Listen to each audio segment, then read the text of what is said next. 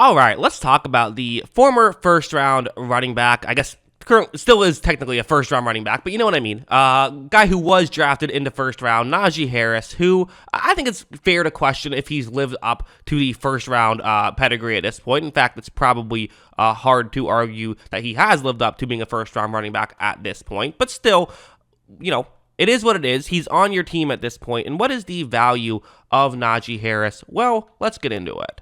Well, let's start off with a play like this. This is definitely something I've noticed from Najee. I don't know if I've noticed this in years past. I can't really think about it, but I definitely noticed it a lot this year. He made some weird decisions. It felt like he wasn't just a guy who was just running through a gap. And, a lot of people bring up, hey, for a running back, there's only so much you can do, right? If an offensive line isn't giving you a gap, what are you going to do? And that's very much true. But at the same time, there is an element of the running back having to make sure they go through the right gap as well. And this is kind of an example of, I don't really know why he's going to do what he did here. Watch how right when this play begins, it feels pretty clear where he should be running, right? There's kind of that lane right up the middle that he should be going towards. And listen, is this going to go for a touchdown? I don't know. Probably not. Probably a Raven will get over and eventually be able to make a block. But he's going to do this in a very weird way.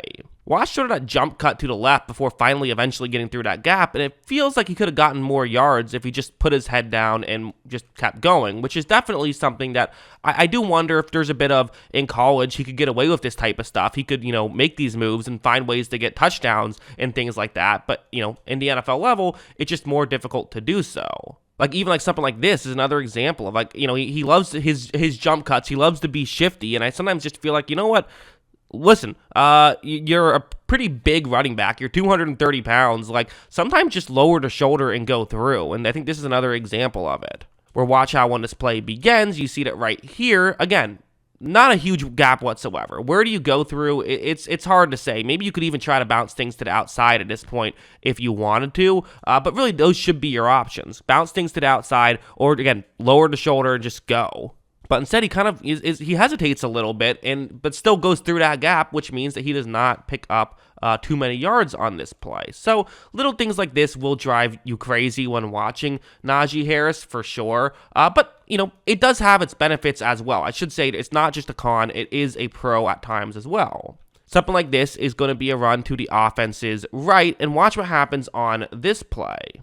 Right when this play begins, you see that the run itself is taking him not in a good spot. I mean, this will be completely blown up by Baltimore. And again, a lot of more traditional running backs who are more of the lower to shoulder and just go probably run straight there and get tackled immediately. But that is not what Najee is going to do here. Watch him use that shiftiness to, get over and to pick up, a decent gain, actually a very good gain on that play from nothing, essentially. So this is this is who Najee Harris basically is to a T, are these kind of plays. He will, drive you crazy, but also the good will sometimes outweigh the bad. And I don't hold necessarily the low yards per carry against him too much. A career of 3.9 yards per carry is not ideal. I do think that with the offensive line, there's only so much he could really do in those situations.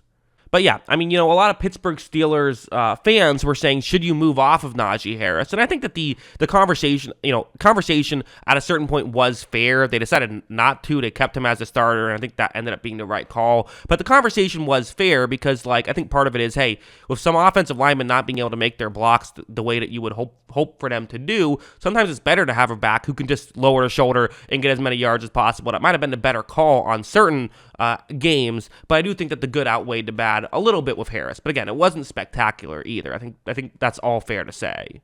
And again, stuff like this is really, I think, clever stuff where, again, one of those plays where, on paper, it might not be obvious where he should go.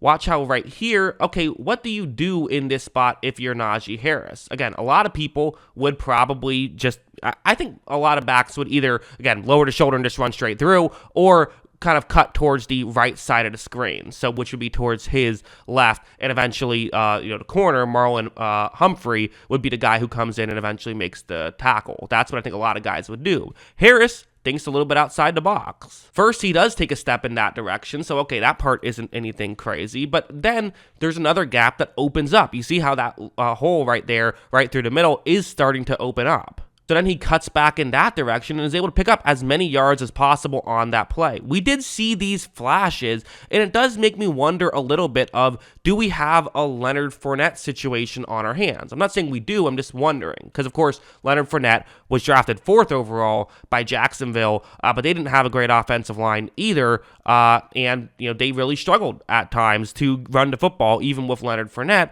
Fournette goes over to Tampa Bay and wasn't a superstar or anything, but showed why he was drafted 4th overall and looked a lot better once he was behind a good offensive line. And you kind of saw, certainly flashes in like that playoff run, for example, of, him being a really good running back. Although, again, kind of a bit short-lived there with Fournette. It was a little, too many of his good years were kind of wasted away being behind a bad offensive line in Jacksonville. Could that potentially be the case in Pittsburgh as well? I don't know. I should also mention that the Pittsburgh offensive line hasn't been great year in and year out, but run blocking last year was actually 16th ranked according to PFF, so it's not necessarily been a disaster either. It was mediocre last year. That's another thing that is probably worth noting, and maybe a knock against Harris as well.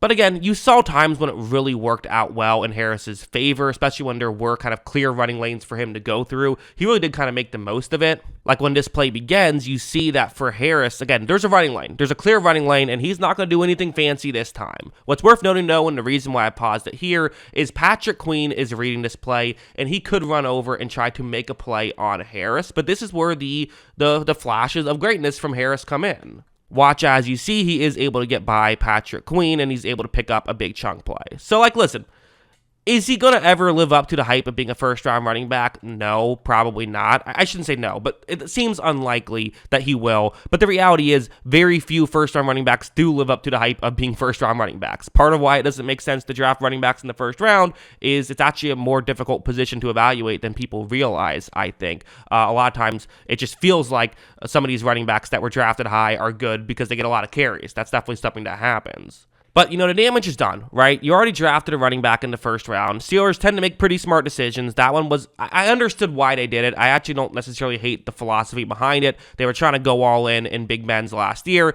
It didn't work out. I did understand the logic behind it. It was an all-in move, and I have always said, the one time I'm willing to draft a running back in the first round is if you are kind of in a championship window that's nearing the end. Let's just go for it right now, which is what they did. So I understood the logic behind it. Even if it's still probably not the right move. But the damage is done. You have Najee Harris, and there still is potential there, and I think that with some moves they made this offseason, I think let's give him one more year and really see how it goes is kind of the way that I view it. But that's what I think. What do you guys think? Let me know in the comments below. Always love hearing from you, and of course, as always, thanks for watching.